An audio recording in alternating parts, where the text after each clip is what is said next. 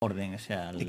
Es que hay que recordar un poco el Sanedrín, que es un órgano de gobierno, tiene los tres poderes, el legislativo, el ejecutivo y el judicial. Es decir, ellos hacían las leyes, ellos miraban para que esas leyes se cumplieran y ellos juzgaban al que violaba esas leyes.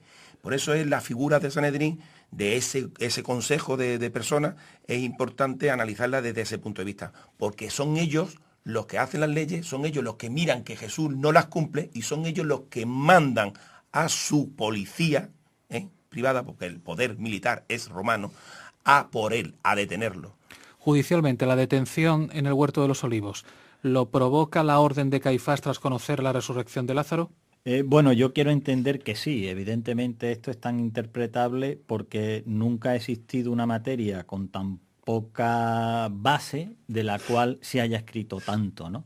Con lo cual yo quiero entender que ese fue el último, digamos, la gota que colma un poco el vaso del escándalo para, como hemos hablado antes, como Francis muy bien ha apuntado, pues los saduceos no entendían la resurrección, no entendían que hubiese posibilidad de vida después de la muerte. Permítanme que lo explique así de una manera tan burda. ¿Puede salir la Policía Nacional sin coordinarse con la Guardia Civil diciéndole que, oye, vamos a hacer una operación en este caso de sería detención? como la policía local. Sí, o como la policía local. ¿Puede salir esta gente a una detención con espadas, con antorchas, sin tener en cuenta a los que están por encima de ellos, que son los romanos?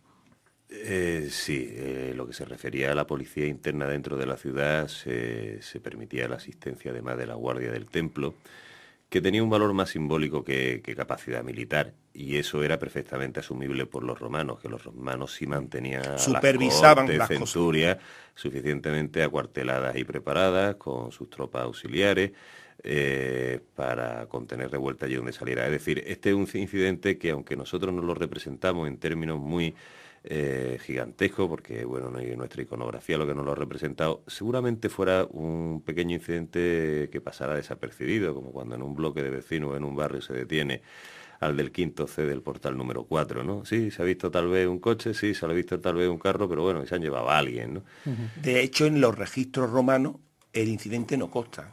El juicio y la condena a muerte de Jesús no consta. Todo esto consta por los historiadores, los geógrafos de aquella época, pero en las instrucciones romanas no consta. En los evangelios apócrifos cuentan episodios preciosos, muy, muy, muy literarios, novelescos del incidente, de los incidentes que ocurren, ¿no? De San Pedro saliendo en defensa de Jesús, rebanando la oreja, curándola luego Jesús, aunque me parece que es Lucas el que sí refleja ese incidente en los términos de la reacción de Pedro. El caso es que, bueno, se ha producido una detención por alguien, os lo digo técnicamente, por la detención para que sea legal tiene que ser por autoridad competente revestida además de esa apariencia. Ahí parece que hasta ahí en esa apariencia se llegaba, ¿no? Fíjese, hay una cosa que, atendiendo a la ficha policial que nos relató ayer, y siendo Jesús un personaje en aquel momento ya tan conocido y reconocido, sí puedo entender la figura de Judas como el que, dicho así también muy vulgarmente, da el chivatazo. Oye, que va a estar en tal sitio, pero que luego necesite de una identificación de alguien que señale y diga es aquel de allí, aunque sea con eso tan poético que luego se ha dicho del beso. Sí, no, y además, según se escribe, fue un beso. Era de noche, eran varios, me imagino que tendrían más o menos la misma pinta. Y el beso es significativo porque el beso se le da al padre. Es decir, el saludo ese al superior, al líder, ¿no? ¿Hay atenuantes en esa detención? No, en ese momento absolutamente es correcta. Lo que empieza a ser incorrecto es todo lo que comienza a posteriori de una manera absoluta. Si hay un elemento básico, según la ley mosaica, este tipo de actuaciones no se podían llevar a cabo por la noche, ¿no? Cualquier orden tiene que ser a partir de cualquier actuación debería ser siempre a partir del sacrificio matutino y hasta el sacrificio vespertino, con lo cual eso ya está, esa nocturnidad no está contemplada, pero es detenido y en lugar de llevarlo en presencia del tribunal, lo llevan a casa de Anás, que es un personaje el cual va a tener gran importancia, gran incidencia. Fue destituido 6-7 años antes por los romanos, pues porque era una figura muy poderosa, y Caifás es su yerno. Entonces, no se lleva a un tribunal, se lleva a la casa de un señor que no es absolutamente nada ni nadie, un miembro más En del principio Sanedrín. solo es el yerno de Caifás. No, es miembro del Sanedrín, es un miembro. sumo sacerdote y es un poder en la sombra. No da la cara, pero era el que movía los hilos. Los romanos ponen a Caifás y destituyen a Anás, pero Anás no se va, Anás Sí, pero sigue ahí. Yo estoy hablando desde el punto de vista jurídico, o sea, la legitimidad carecía de cualquier legitimidad para que fuese llevado. Incluso se describe cómo Jesús es abofeteado en su presencia y entonces este ordena que sea llevado a casa de Caifás. Según se cuenta, debía haber muy poco recorrido entre uno y otro. Lo normal es que viviesen en la misma vivienda varias familias y a lo mejor pues se trasladó a un patio, de un patio a otro. Y ahí es cuando comienza de manera acelerada a llamar a miembros del Sanedrín para componer lo que digamos, siendo todavía de noche, con lo cual no se podía hacer bajo ningún concepto,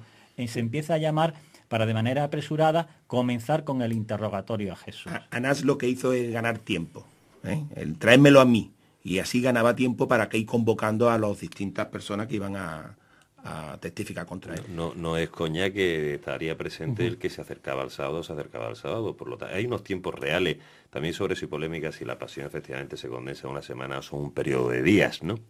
Es decir, si se están buscando los tiempos hábiles para que cuando se llegue a mayores no se encuentren tiempos inhábiles, ¿no? Que por cierto, eso que se decía, lo de hacerlo el primer sacrificio de la mañana, el último de la tarde, queda un resquicio sobre una formulación procesal de que los actos judiciales se deben de hacer preferentemente entre el orto y el ocaso. Entiendo entonces que el tal Anás tenía algo más contra Jesús que lo que ya hemos contado a raíz de todo sí, eso lo del templo, y eso era él, el sumo sacerdote, cuando Jesús llegó al templo y echó a los comerciantes. Sí. Vamos Era a él. ver, el incidente... Es que hay una cosa, no le molesta porque le molestara, es que esos señores hacían unas gestiones económicas que le proporcionaban a él un interés económico, un dinero. Él ganaba dinero. Pero lo que quería reseñar era que tenía alguna inquina más contra el personaje que la meramente... Anás era un hombre muy poderoso políticamente, significa muy rico.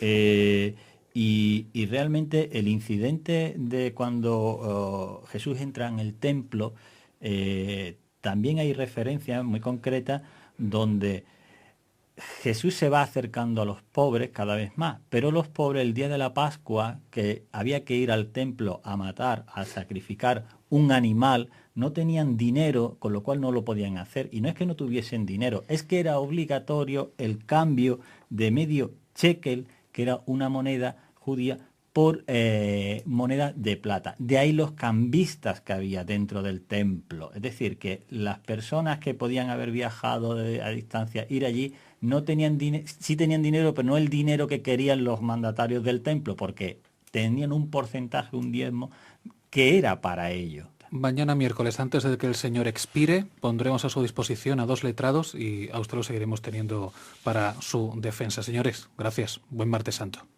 Gracias.